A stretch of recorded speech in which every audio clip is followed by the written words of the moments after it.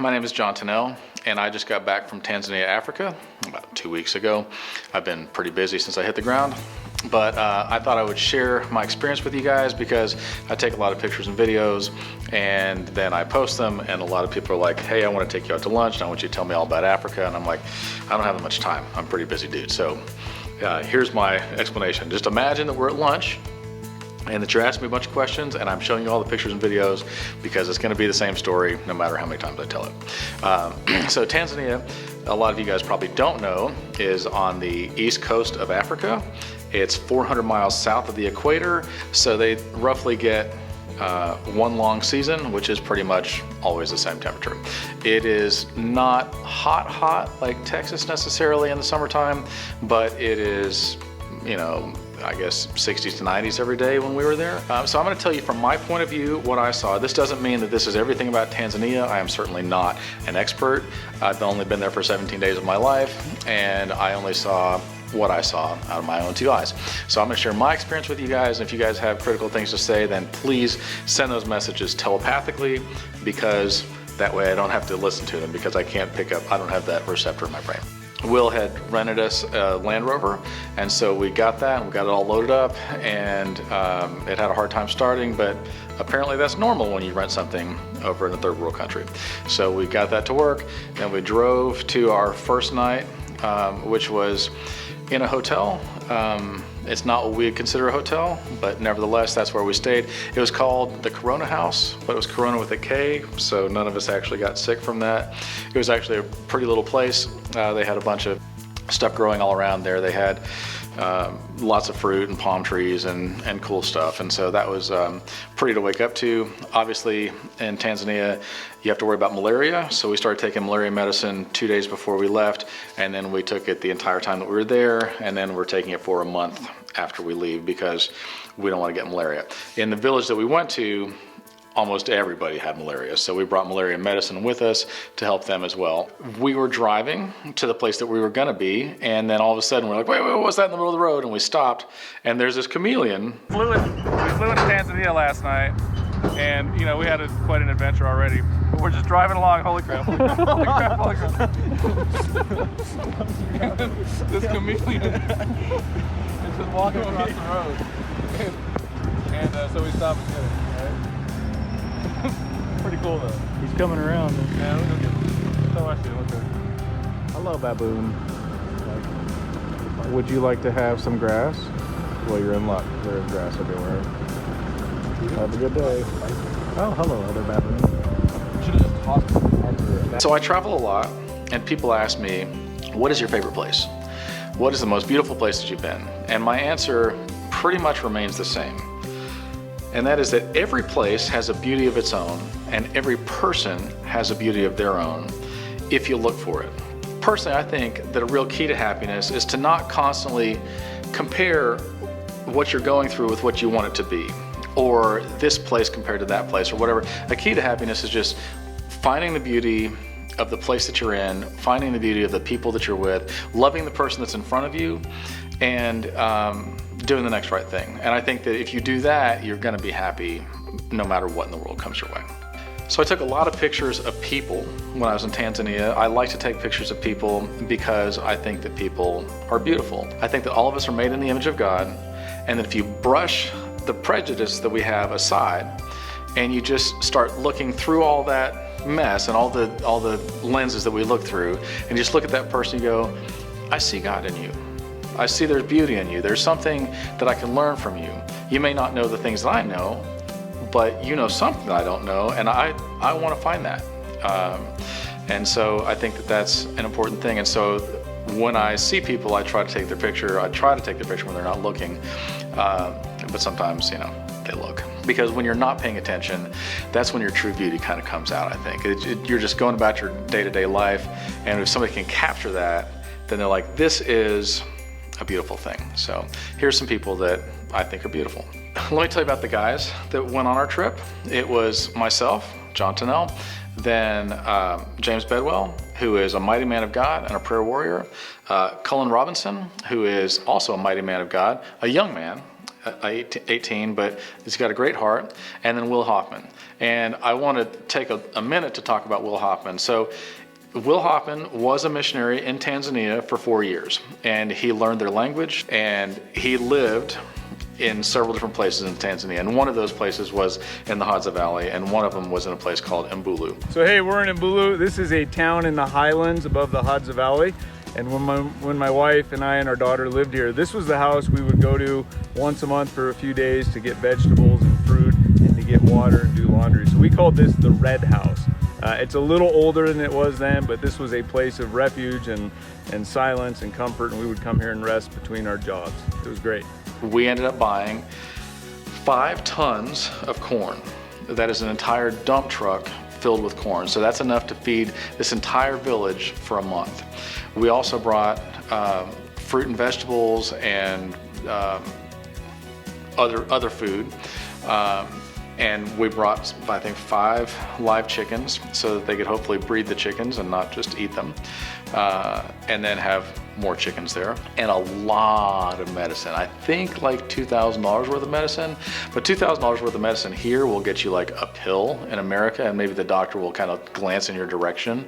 But over there, $2,000 worth of medicine filled up the back of the Land Rover. He got so much medicine that helped so many people, and it was a beautiful thing to witness and to watch him. He would listen to them, find out what their problem was, and then explain to them how the medicine worked, and then just give them. I mean, we didn't charge obviously anybody any money for any of this stuff, right? We just were like, you've got a problem, we're here to help. And so then we did. I don't even know how many people got helped. I estimate hundreds of people got help that probably was life-changing to them. And I know of at least 2 people on the trip that we probably saved their lives. I'm just grateful that we got to be a part of that. But countless others got all kinds of medicine for malaria and for infections and for eye infections and just all kinds of things.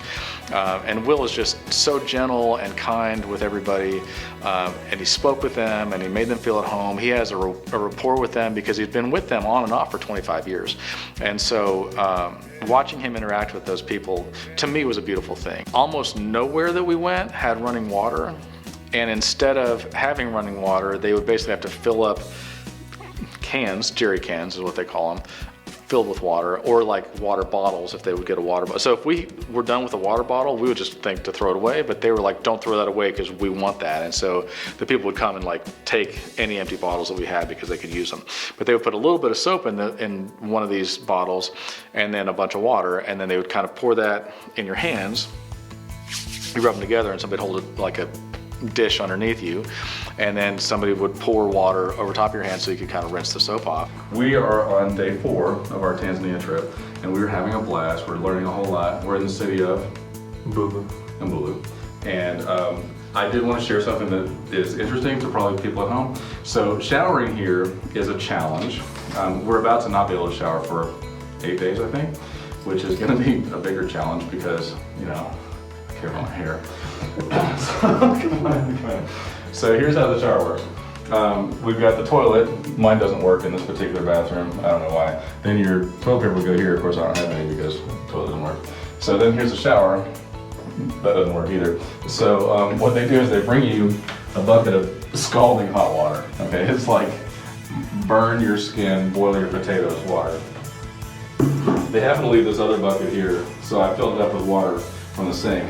And I was like, well, how do I mix this and take a shower in this? Because this is the challenge. This is like real fun. So I got my empty water bottle and I stuck it in the scalding hot water, trying not to burn my fingers, and got a little bit of hot water and then a bunch of cold water, and I'm like, okay, not enough. So 3 bottles later, my hair is finally wet. Then I'm like, okay, let's mix shampoo into this mess. Oh my goodness.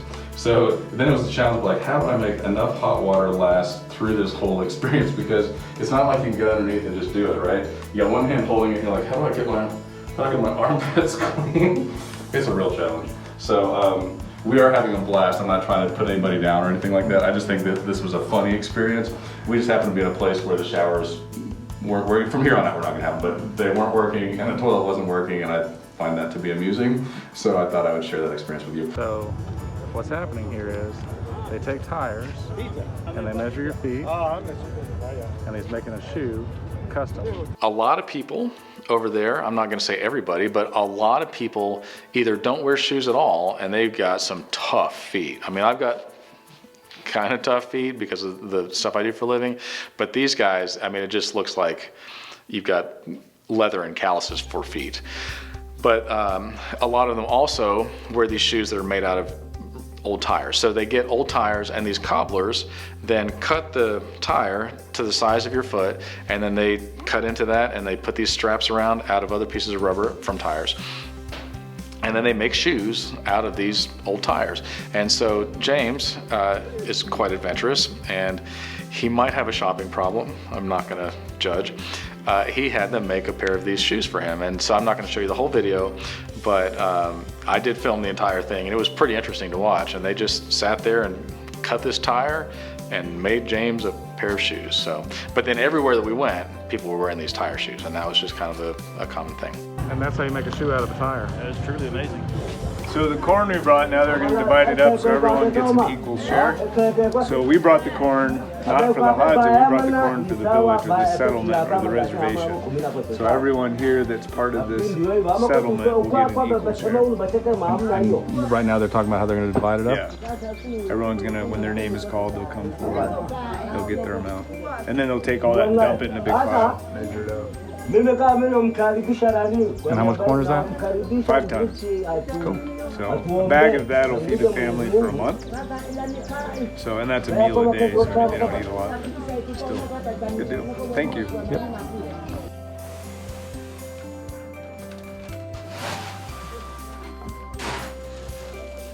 Maganga durumo. Maganga durumo.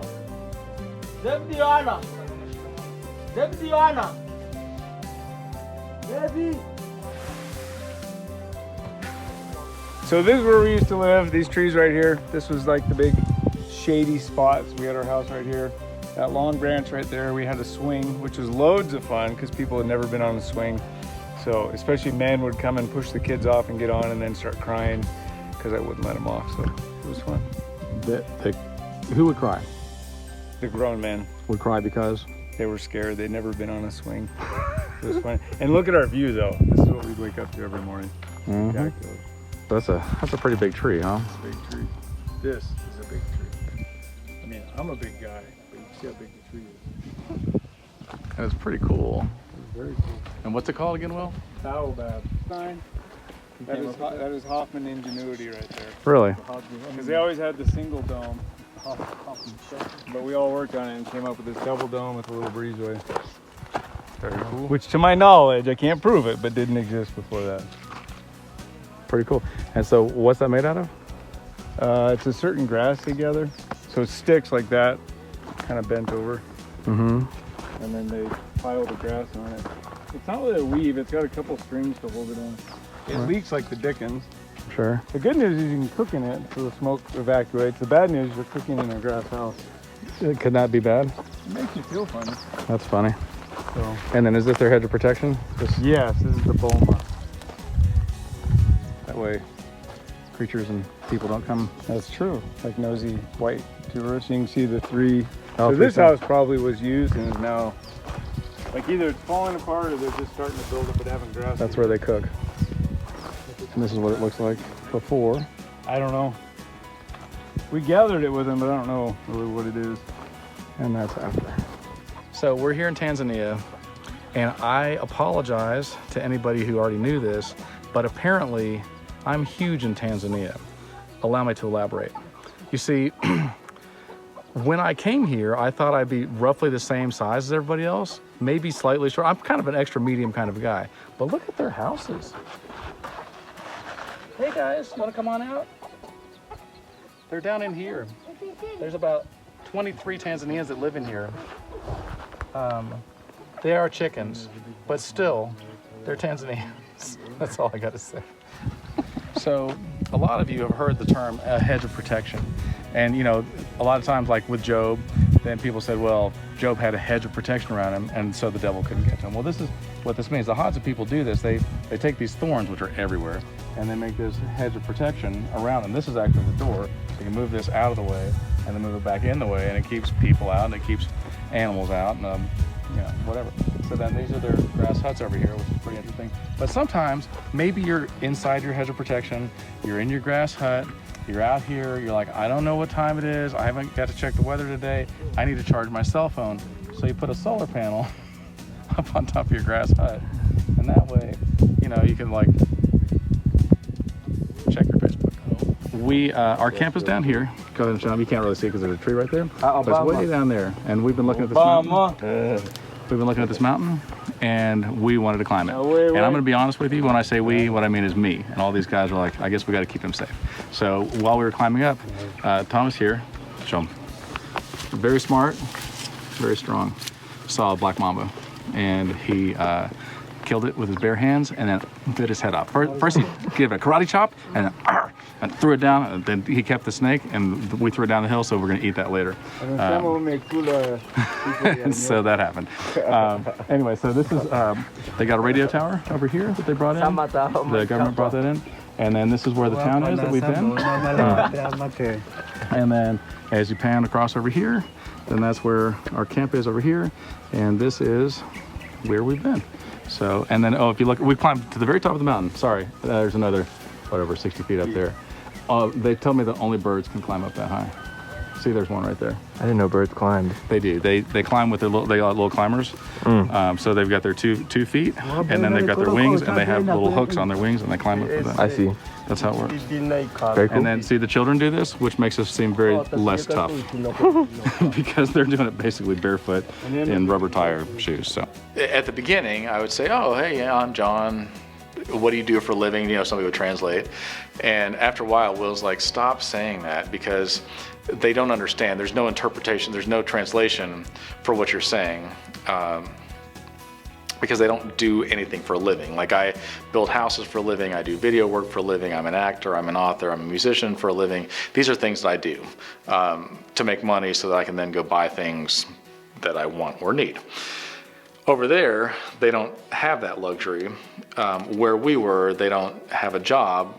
Their job, their living is literally just living. Like, I need to go and try to find something to eat and maybe kill it or grow it or whatever, hopefully earn it, and then I'm going to try to cook that, and then I'm going to eat that, and that's what I do for a living. I survive, I live.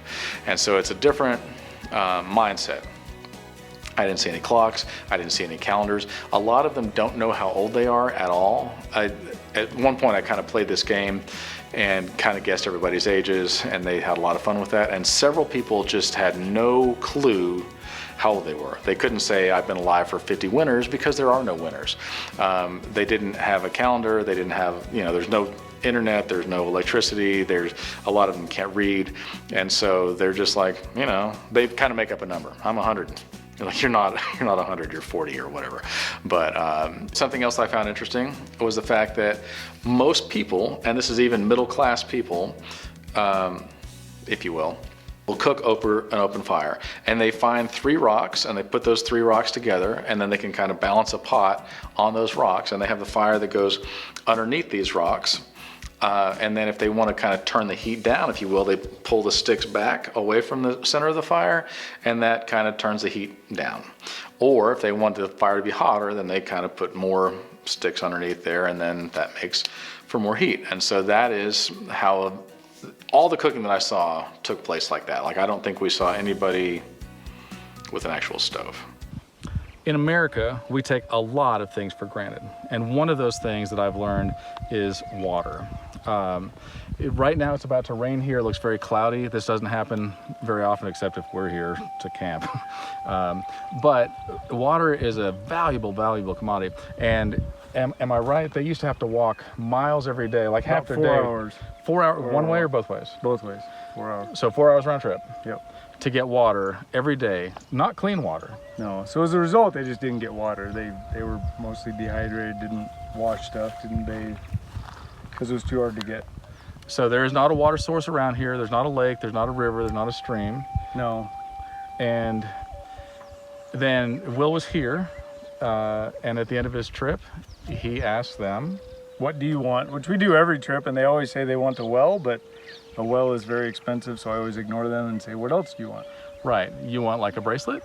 You want like a popsicle Or stick? donkeys, or a plow, or something Popsicle like stick? that. Something Yeah. something cheap, right? So Will's daughter, Violet, who was how old? 12 years old.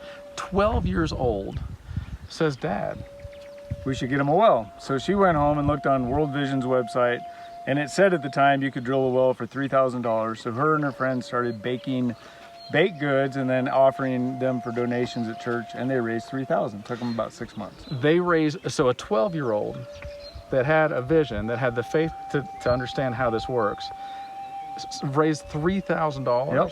Yep, a lot of money. And then what happened? Well, then we called World Vision and said, hey, we have 3,000, we'd like a well. And they explained to us that 3,000 is an average. So in the Philippines, you can hand dig a well for $300. In sub-Saharan Africa, you can drill a well for $22,000 to $25,000. That's where we are now. And that's where we are now. Yep. So then she gave up. I gave up. I said, honey, let's just send it into World Vision, get a well. She said, no, I want a well for the Hadza. So she said, I'm going to go pray about it with my friends, because she had a group that was doing this. So they went and prayed, and they said, you know, God gave us 3,000. What's 22, 25? So they kept going. So you're telling me that a 12-year-old, was she 13 by that point? Close, yeah. Said, I have the faith to believe that we can raise this money, and I want to put this into action. And then what happened? And they did. It took 3 years. So for 3 years, they baked every Sunday, and they did, you know, fundraising dinners, and they did all they could, garage sales, but they raised $25,000. Was that a miserable process for them? Could you No, I think it was a great group, because instead of just gathering to say we're friends, they gathered with a purpose, and so it was great. And that made a difference. And then what happened? So then they raised the money for the well, and then they decided they wanted to be here for the well to be dug. So they raised an additional $3,500 each to come here and be part of the well ceremony. And then they dug a well. And then they got here. Now, we didn't actually get to the actual digging. The machines were here, and they were digging right here, and they struck water, which was good, because we were praying about that. But they did a couple puncture points, and there's basically a big reservoir underground, so it gushed up pressure into some lower ones. Right. So we were able to put several spots around the village to get water from that pressure. So there was a lower Aquifer, I think they call aquifer, it. right? They punctured that, it filled up a higher aquifer, and because of that, then you got to get several banks for your buck kind of all around town. So it was a good deal. So you're telling me that a 12-year-old had the faith to just go, I see a need, and then didn't stop even when things got hard. Yeah.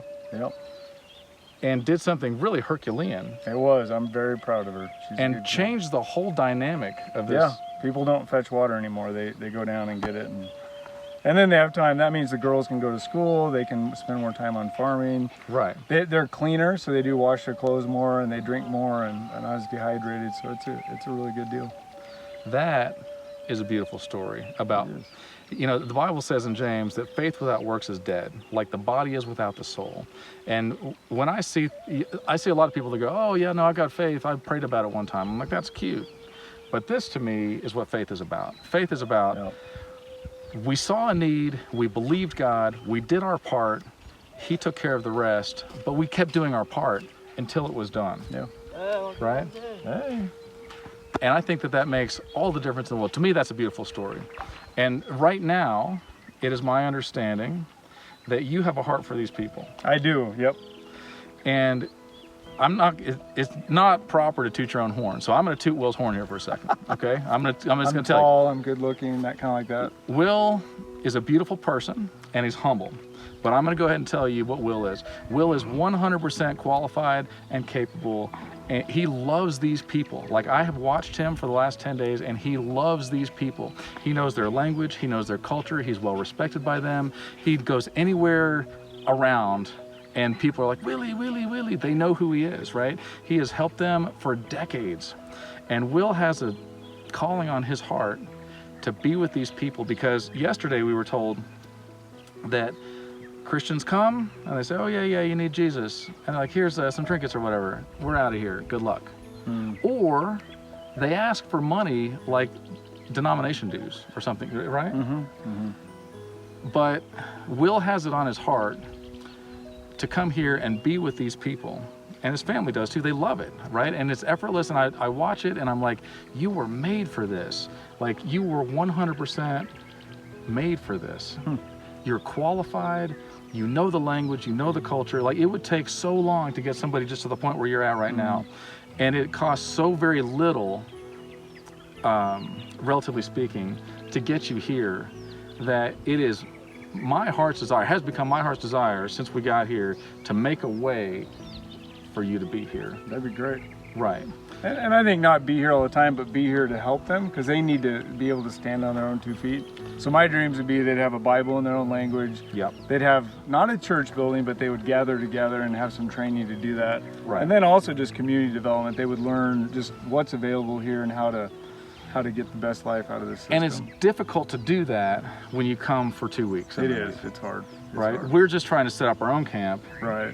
But to have any kind of an infrastructure, or to have any kind of a future, then I think that you really need to be here with them. And we've talked a lot about the fact that a lot of church doesn't happen in a building. A lot of church doesn't happen in a formal gathering. A lot of church happens around a campfire. Yeah, it does. Right? It happens working side by side with somebody. It happens whenever you're there with the people and some tragedy happens and you inconvenience yourself to help that person out. And they go, this guy believes it. Yeah. Like, he lives his faith out, right? And to me, for us to be able to help you out and for us to not help you out to do this doesn't seem right.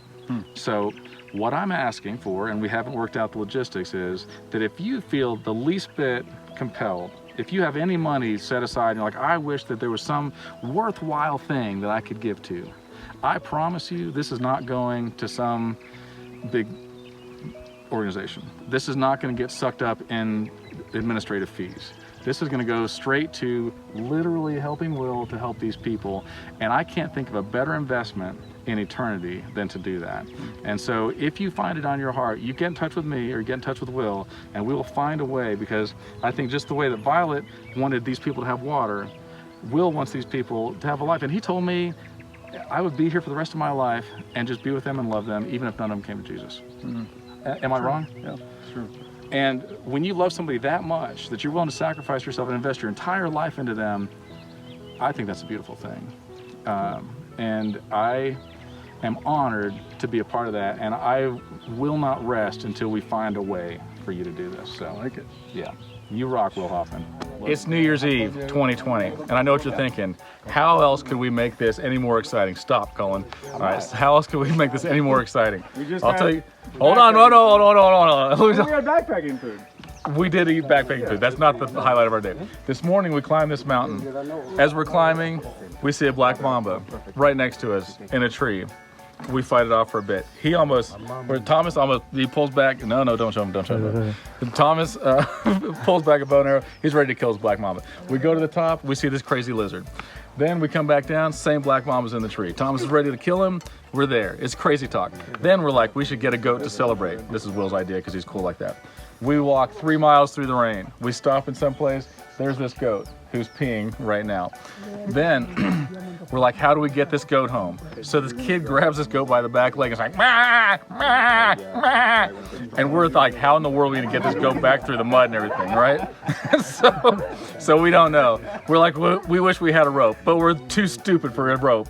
So then out of nowhere, what happens? Thomas is like, I'll make rope out of tree bark. So he pulls out a knife, whoosh, and he starts hacking away at the tree bark. And he's like braiding this rope and he's gonna make it. And then what happens? Crazier. It's 2020. So all of a sudden, Bushman comes out. He's missing an eye. He's rough. I shake his hand. I'm like, golly, you got iron in your fist. And he's like, why don't you stop looking for a rope and man up and just throw that goat over your shoulder? And Will's like, I don't think so. So then he's like, let me show you how it's done. So he grabs the goat, walks through the mud barefoot, through thorns and everything, 3 miles, gets over here. We got the goat now. But what can we do to top that in 2020 and finish this year off right? We got a flaming arrow. Hold on a second. Check this out. Check this out. Okay, here it comes. Oh, that's just torching right up. Look at that. Oh. Watch, this is like fireworks, but different. Wait, not yet, not yet. Get a You flame got out. it? Let it go, let it go. Aim high. Aim high. Oh! Just like 2020, that tennis ball is a dud. We'll see you guys next year or in 5 minutes. So it's 2021, and it's been raining literally all year here in Africa. And by that I mean it rained real hard last night. It's finally just like drizzling, but last night was I'm just gonna put it like this. Animals started coming 2 by 2, and they were all the animals you would expect to come in Africa. Zebras, elephants, antelopes, donkeys, polar bears, all that stuff. So we had tents, me and Cullen and James had tents, but poor Will is trying to be of the people because he's a tough guy, and he really is a tough guy. And he slept out in the rain, and I was just like, oh, all night long I woke up like, I feel like such a douche. Like, why would I do this to him? And I'm like, also, it's very wet outside, so I'm not going out there with him. Anyway, so that happened. What else happened, Colin? They slaughtered the goat that we brought back. So our goat yesterday put up such a fight, like you don't even understand. I've never seen anything like it. Do a sound? What sound did it do? It was, okay, so this little kid grabs the goat by its back leg, and you can tell this goat's got family or friends, or I don't know how goat work, but anyway, grabs this goat by the back leg, and this goat, I swear, does this. Like forever, like for an hour. And we're just like, what is going on? This is so horrible. And he's like flipping himself around, slamming his head on the ground, just like having seizures. Almost destroyed my foot with his horns. It knows, like, this is my last day on earth.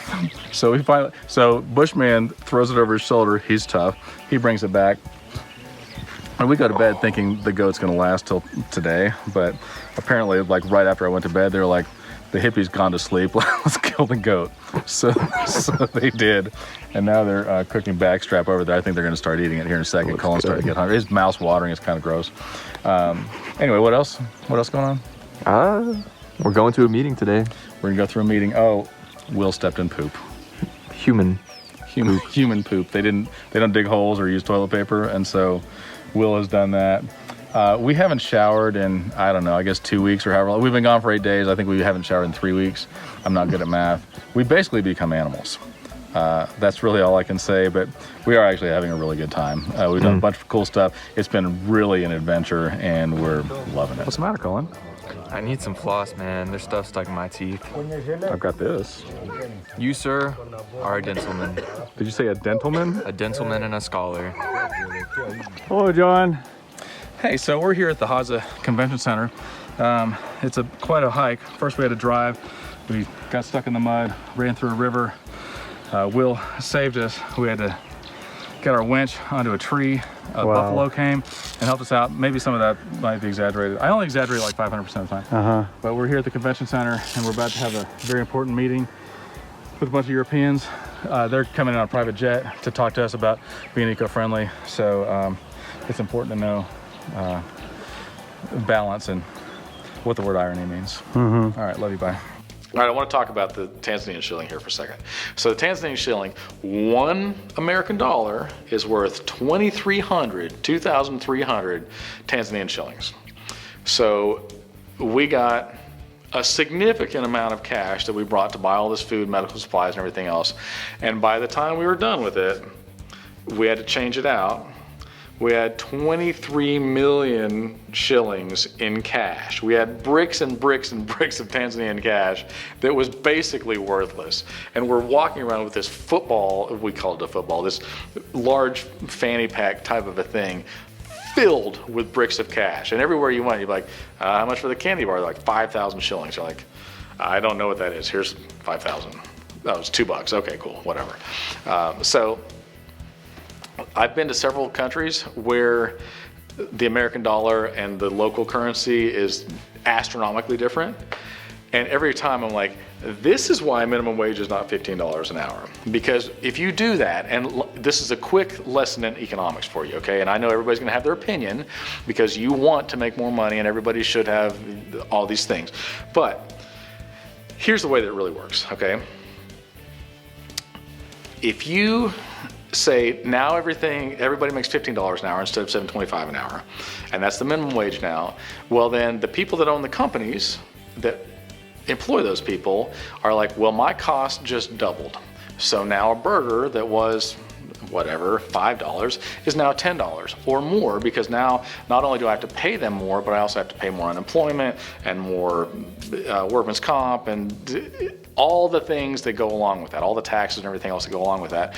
At which point you're like, well, now a burger costs $10 for a cheap one at McDonald's. And so everything else went up, because now, somebody else is making it, has to buy a burger for $10. Well, now a house is going to cost $1 million for nothing house. And pretty soon the value of the dollar goes down. You still have the same amount of dollars, and maybe a little bit more, but it doesn't matter because it's worth less than it was before. And then the other problem, and here's a big one, let's say that you've managed to save some money throughout your life. Let's say that you've worked and slaved and saved and everything, and you finally got some money. Let's say you got, I don't know, a couple $100,000. And everybody else comes in and devalues that money, and now all of a sudden your couple $100,000 is worth a couple thousand. At which point, your retirement, your old age, is spent like having to work because everybody else just wanted to have more, even though they didn't want to work for it.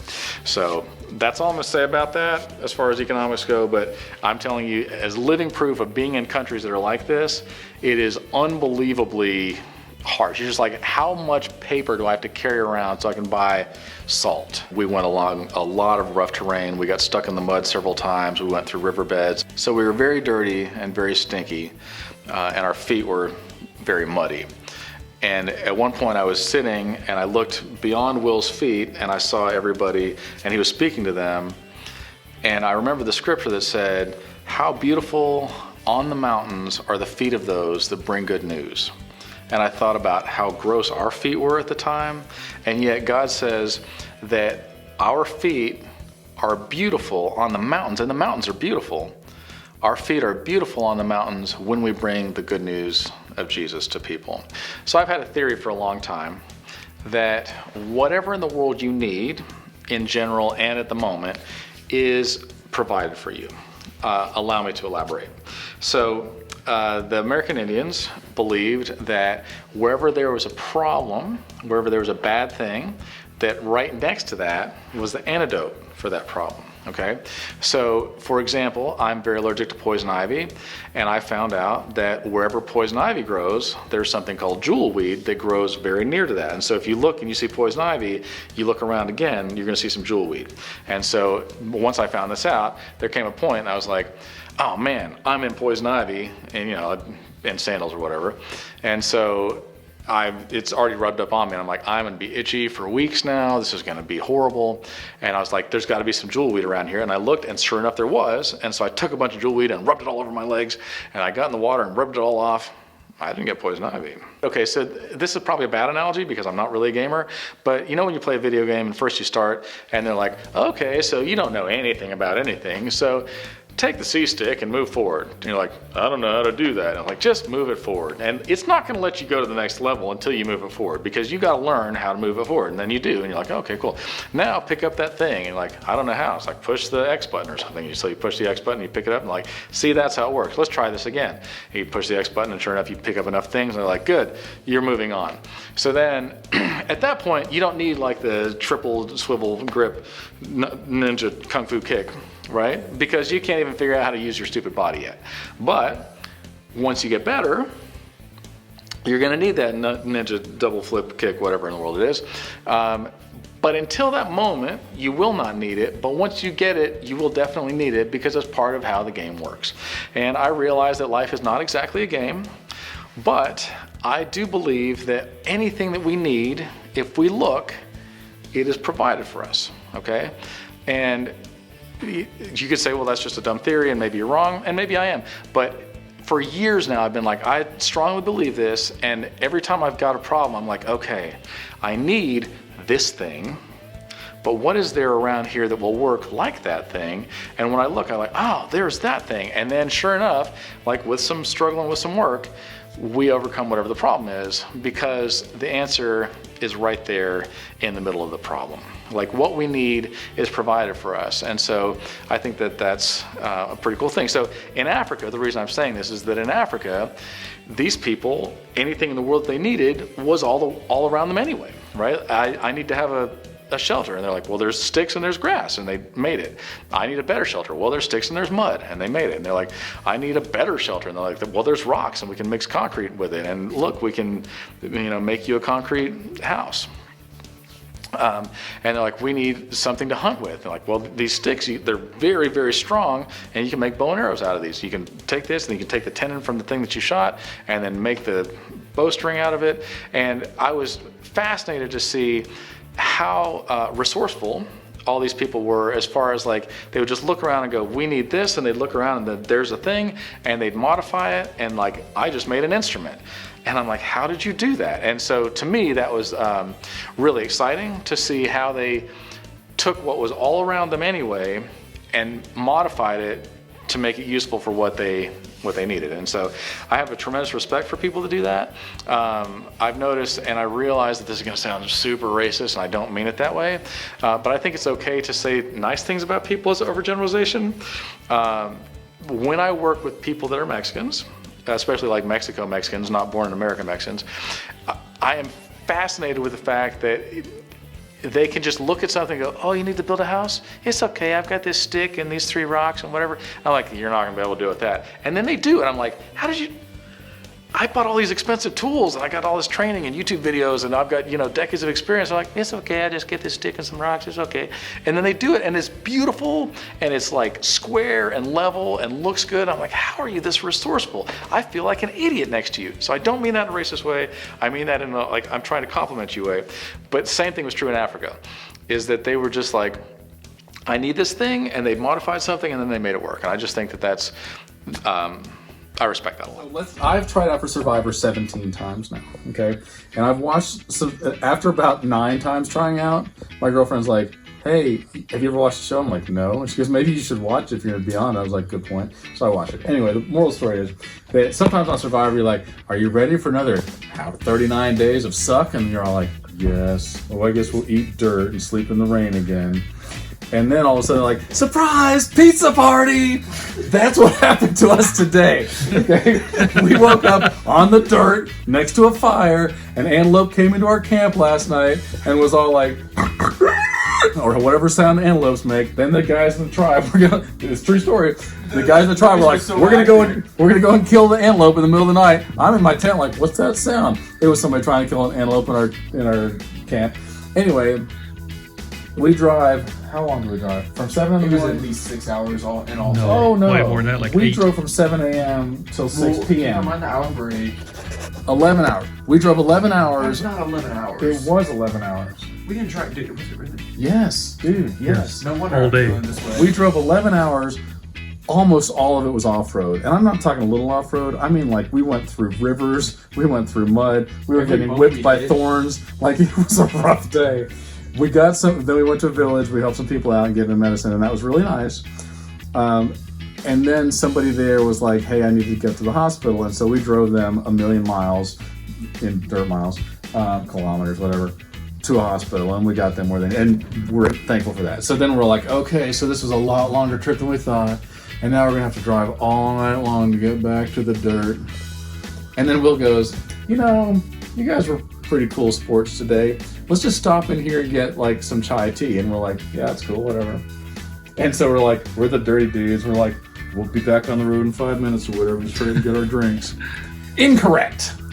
Look at this place. Look at it. It looks like butter bread on the ceiling. Look, it's not a... Okay, I'm going to give you my impression of my tent. Oh, I can't. Hold on. Here's the top of my tent. Ready? And then, like, my bag's here, and I'm, like, spooning with my bag, but I can't get too far because my tent's, like, this big. That's all night long. And then there's hyenas and jackals and, I don't know, lions and stuff. They're running around. There's a neighboring tribes that are trying to kill us. They bring out bows and arrows. And the other night, this happened, Colin. An arrow went through my tent. I was like, what was that? And I looked up. That's why your tent was leaking. Yes. And I look up through the hole, and there's a whole bunch of natives over there. I was like, but not tonight. Tonight, we're going to have a pizza party. We're going to have a shower. By pizza party, you mean... Dude, we're on day, 9 or 10 or something like that? We haven't showered at all. We smell like a bum's nutsack, I'm not going to lie. He smells like a hobo's hemorrhoid, okay? And James, there's not even words to describe it. But there's showers in here. I don't have clean clothes. I'm going to put them right back on, but I'm going to be clean for a minute. And, of course, Will didn't tell us, hey, by the way, we might be staying somewhere. So literally everything that I have is right here. Malaria medicine, because we don't have malaria. A toothbrush, no toothpaste. My sunglasses, because I was wearing those anyway. And a brush. That's it. So, that's my bag. But I'm so excited! This morning, they asked me if I wanted to go on a hunting trip, and I'm like, I'm kind of a vegetarian. And they're like, vegetarian is African word for bad hunter. And I'm like, fine, I'll go. Okay. So we decided to go out here. I was like, if I'm going on a hunting trip, I'm gonna shoot an elephant. And they're like, with my camera. He's holding it. And they're like, you're an idiot in African. I don't know how they say it. So we put I didn't realize this, they got a special tracking device that they use on these animals so that you can find them. It's not like the GPS or anything, it's just in the dirt you see tracks. And so then they point at it and they go, oh, it went that way. And I'm like, how do you come up with this stuff? You're so smart. Anyway, we were gonna hunt a cow because it was a lot easier. But apparently that's not sportsmanlike. So then I was like, could we hunt some broccoli? And they're like, we don't have that here. I got a little disappointed. So anyway, they said you can taste things along the way and see. And just stay right there. Yep, that definitely tastes like poop. I'm gonna go back and brush my teeth. We're here in the dead of winter in Tanzania, Africa. And we have gathered some of the best archers in the entire continent. They have all come here today to battle for these prizes. Check it out. There's also money involved. And when I say money, I mean big money. What are we talking about, $50,000 for a winner? Sorry, I didn't mean 50,000 US dollars. 50,000 Tanzanian shillings, which is like 12 bucks or whatever. But it's a lot of money to them. So this is an important lesson in life on economies. Okay, right now, $1 US is worth 2,300 shillings. So it can kind of stretch a long way. This is what happens when minimum wage goes up $15 an hour. Okay, so he's dividing up all the spoils. And so it's like he went hunting, but instead of hunting, you just shot that piece of cardboard over there. Look how far away that is. That's at least 1,000 meters, possibly 3 miles. I don't know, I'm not good with math. But today we're gonna find out who is the ultimate champion. All right, we're taking a short break while this guy gets his arrows. Somebody else is coming up. Now, what we had to do to start this whole thing is, I had to set a point of reference so you guys at home would understand like how difficult this is. These are all professionals. These have been born and bred into this. Hold on. Nailed it. Look at that. Right into the target. Right into the target. All right. Okay, he's shooting 3 different arrows. It doesn't matter. Watch this guy go. It's unbelievable. He missed that one barely. And now for the third shot. This is the one that really matters. They all matter. All the shots matter. Okay, he's gonna go get his arrow. Run. Okay. So as a point of reference, I had to start off. First I bit my arrow, and they're like, you don't bite it like that.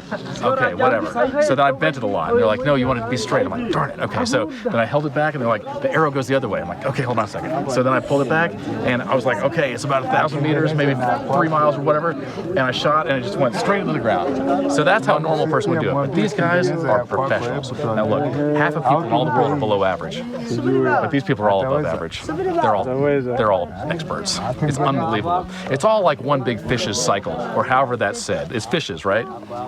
It's not. I can tell it's not. It's vicious. Let's watch this. This guy's professional. That's a long Nailed it. And by it, I mean the dirt over there. Cover his mouth. He's like, what just happened? Oh my God. He hit it. He hit the target. Oh, he has to pick which one. He's not doing the bird one. Okay, now doing that with an arrow in your hand, that's pretty sick. Amazing. Welcome to Africa. In the dead of winter. Here's a bit of advice for you guys. Never make snow angels in a dog park. So Cullen is on our team. But because they can't really say Cullen very well, we decided to call him Collie. Let it go.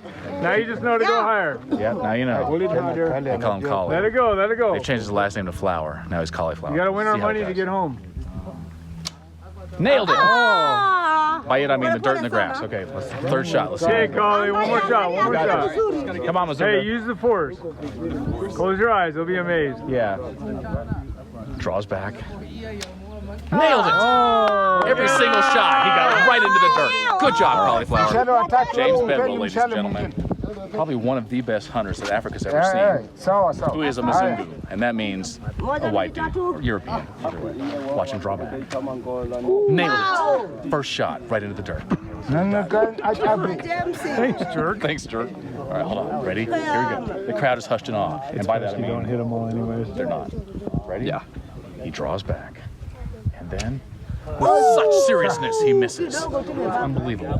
Ladies and gentlemen, let's see what he's got on the third shot. All right, here we go. Target's Ready? downrange. Come on, James. He's licking the wind. He knows. Okay. North is, I don't know, one of these directions. That way, I think.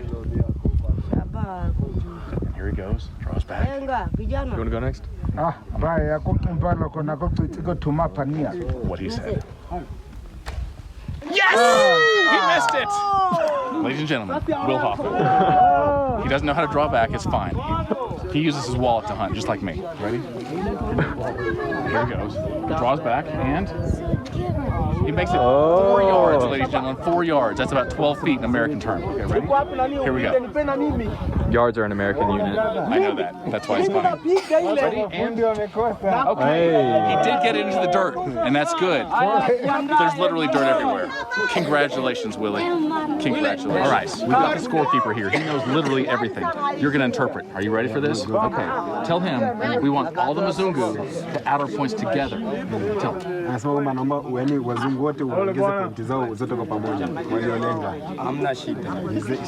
saying no problem. No problem. So it's still going to be 0. Why kuicha? He's saying yes. He says yes. Yes. We can add all our points together. It's not a problem. Good. Okay. So the last night that we were in the Hadza village, I told you it rained most of the days, and there was like a full moon most of the time. But this last night, we were talking, and I kept saying, look at the stars. Like, would you look at the stars? And they're like, blah, blah, blah, blah, blah. And I'm like, yeah, I know, but look at the stars. And I've been to some remote places. I mean, I've been to a lot of countries and I've been out in the country a lot, and I make sure to pay attention to stars. But there were probably 10 times more stars that were visible that night than anything I've ever experienced in the rest of my life combined. So we sat there. After a while, Will was like, okay, look, this isn't gay. I'm like, all right. And he pulls out a tarp and lays that on the ground and goes, let's lay here. We'll still have our conversation, but let's look up at the stars. I'm like, yes, I totally want to do that. It's not gay at all. We're laying there and I'm looking up and I see 2 shooting stars. I don't even know how many satellites we saw, 10, 20, something like that. We could just see them like coming across the horizon, or the zenith. The horizon's at the edge and the zenith's at the top. So we just see them coming right across. And then you just see them like blinking across or whatever. But it was beautiful. So normally, and I probably am not going to describe this very well, but normally it looks like there's, like a sphere above us, and you can see the stars. They're dotted across like two-dimensional almost. But there, for the first time in my life, it felt like stars had Z depth, like it was 3-dimensional. Like you could tell that these stars were farther away and these stars were closer, and there was just this whole you were inside this big mesh of stars rather than just like a 2-dimensional, oh, there's stars. It was like being in them. And it was really, really a cool experience. So if you ever get the chance to do that, I highly recommend it. There were some things that we brought with us that we had no intention of bringing back home with us, okay? So I brought a tent. I bought the tent for the trip. I was not going to bring the tent home with me. I bought a sleeping bag. I was not going to bring the sleeping bag home with me, right? All the guys bought a bunch of stuff that was just for the trip, and then we had full intention of leaving it all with them because we knew that would bless them. So let me put it in perspective. I talked to one guy, and he was telling me that he's been trying to build his house for 6 years. They got kind of a foundation, and when I say foundation, I mean like a perimeter of rocks and then some bricks to the 8 feet or whatever. And I paced it off, and this house was 12 feet by 20 feet. So that's 240 square feet. I think my master bedroom is bigger than this house was. He'd been trying to build it for 6 years, and he told me that that house would go for 150,000 shillings, and the house next door would go for 75,000 shillings. And so I did some math, and what that is in US dollars is his house would cost $64, and the house next door would cost $32. And I'm like, I could just give you money out of my wallet and pay for your whole house, right? And not even notice it. But the problem was that he was probably going to use it to drink alcohol and not fix his house, and that was the big problem. And there wasn't really resources there to do it or whatever. But my tent cost $50, right? So having a tent there was like, I'm a homeowner, basically. So anyway, we wanted, in our group, I told you that we had like 20 guards, and most of those guards did not a lot of work, okay? They were kind of there hanging out, we fed them, and we interacted with them, but they weren't doing very much. Some of them got some firewood once or twice a day. We were very grateful. But there was a couple guys, and one of them was Thomas, and they worked like from before the sun rose till after the sunset. They were constantly like cleaning dishes, cleaning pots and pans, preparing food, slaughtering the animals, skinning them, gutting them, you know, preparing the meat, cooking, cleaning up, getting the fire, make sure the fires were tended. We had 2 fires, just making sure every last thing was done. They made bows and arrows. They did work constantly, always had a good attitude. And we're like, we're gonna pay all these guards, but we really want to pay these 2 like more, right? So I kind of made up this contest, and I was like guessing everybody's ages, and because a lot of them don't know their ages, I was wrong on some of them, and I was like, I don't think I'm as wrong as you think I am. That doesn't matter.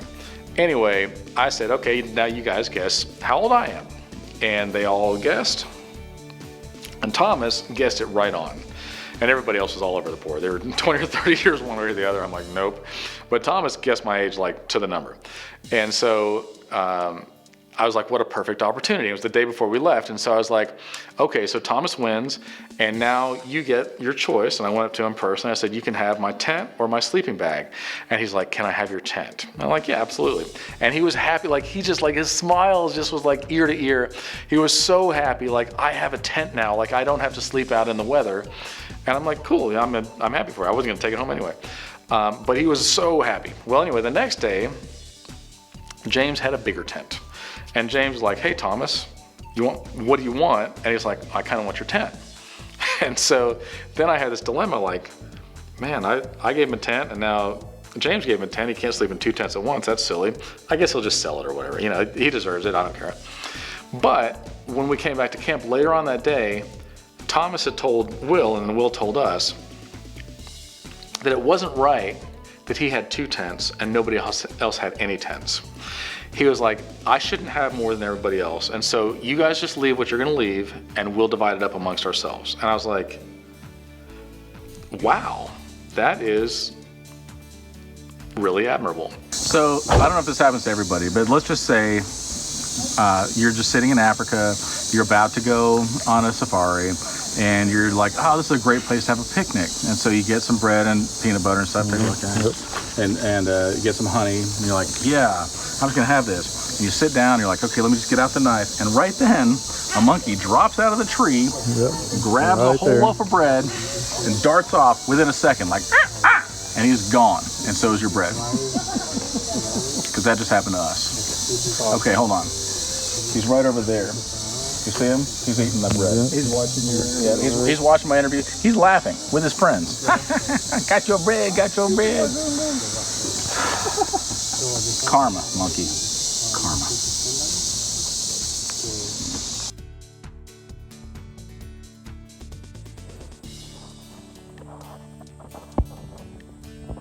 Hello, monkey.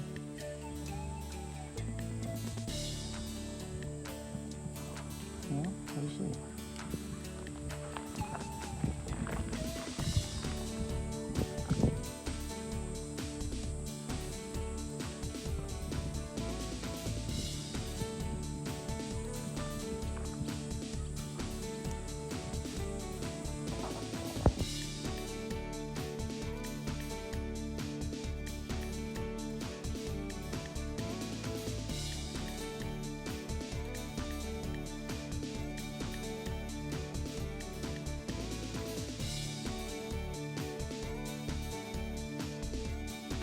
All right, so we're at the top of Ngorangora Crater.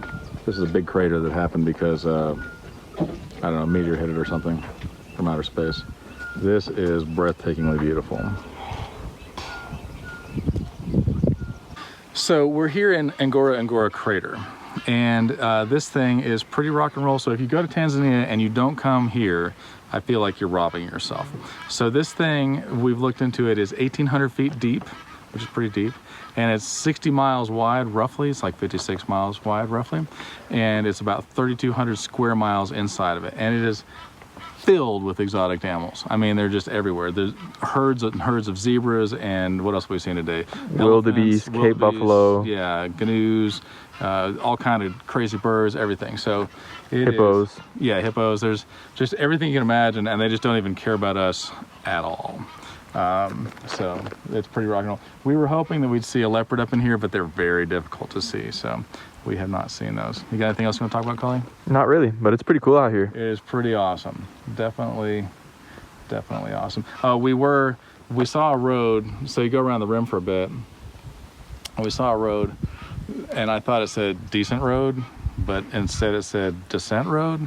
And so it went real fast down, and then the brakes line got cut by something, the branch or whatever. But Will is amazing, and he was just steering and trying to downshift and stuff. And Cully's pretty good too, because he got underneath, like through the floorboard, and then repaired the brake lines and then filled them back up. Then no, I didn't repair it. I just pinched the brake pad. Yeah, he pinched it on the tire with his fingers for the brake pad. And then while we're at it, David over here, show him David.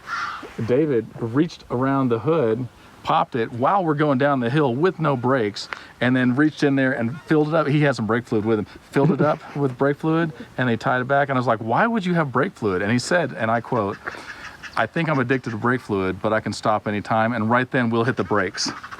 Good story, not true. So full disclosure, I'm a bit of a jerk. And yesterday I was bored.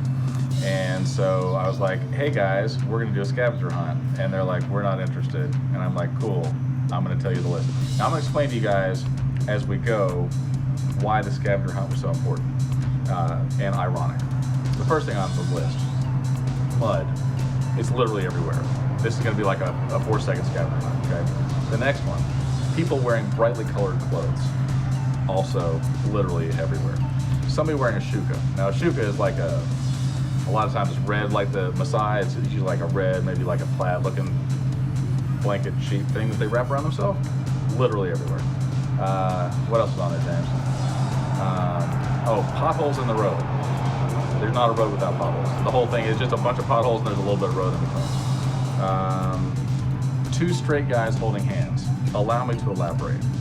Here in Africa, not a big deal, right? They're just like, oh, we're friends. Here, come on, friend, let's go over here. To us, a little bit awkward.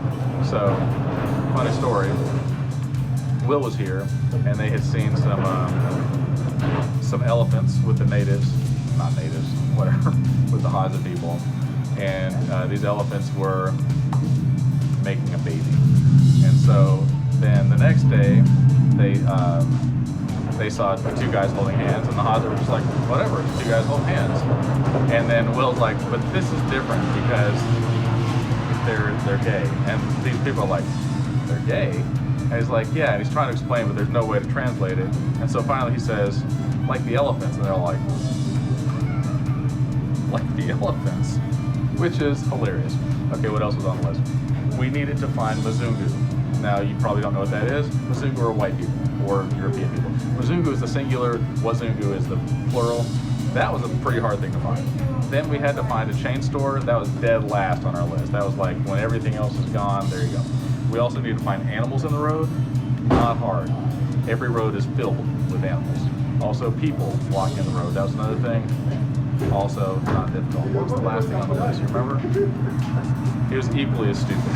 So, I amused myself for quite some time while everybody else rolled their eyes, and I don't feel bad about it. So, that's pretty good. Also, we got stuck for an extra day here in Africa, and it is 100% my fault. I'm not gonna lie. I was like, how could we get here another day free of charge, kind of? And the answer was, John, be stupid. And I'm like, done. And they're like, no, but you have to be really, really stupid. I'm like, bro, I got this. So anyway, we're here. So John, you haven't really bought a whole lot this trip. I mean, we've been here for a while and it's probably our last day. You want to go get some souvenirs? No thanks. She needs those so she can hear. I said souvenirs, not Susan's ears. Still no. I let James do all my shopping for me. He's good at that. Susan ears. Yeah, I don't want to buy any Susan ears. Thank you. 16 days ago, 4 men met to play a game on an Atari system they found at an old garage sale. And then they only had one game to play. Was it Pac-Man? No. Was it Meteorites? Also no. It was Jumanji. So we have been inside of this game for the last 16 days, having adventures and challenges and mysteries, and we met strange people and amazing people. But now it's time to go home. So all we have to do to get home now is say Jumanji 3 times and eat this pomegranate. Ready? Jumanji, Jumanji, Jumanji. So that was my experience in Tanzania. I'm sure that other people would have different experiences. I don't know that I would recommend this trip to everybody, right? I've been to a lot of places. There are a lot of places I would recommend if you're a tourist. If you just want to go and like experience and see the sights or whatever, then by all means, go to those places. This was more of a rough and a rugged domain. Will refer to it, Tanzania, as like the Mexico of Africa, if you will. So definitely not touristy at all. But I hope that you enjoyed hearing about it as much as I enjoyed being there. And please subscribe to my YouTube channel because I make lots and lots of videos. And buy my books. They're on Amazon, Kindle, Audible, and iTunes. So I've got 4 books that are published, and then I'm making lots and lots of music, so hopefully that'll be available for you guys soon. So love you, love you, love you. Bye.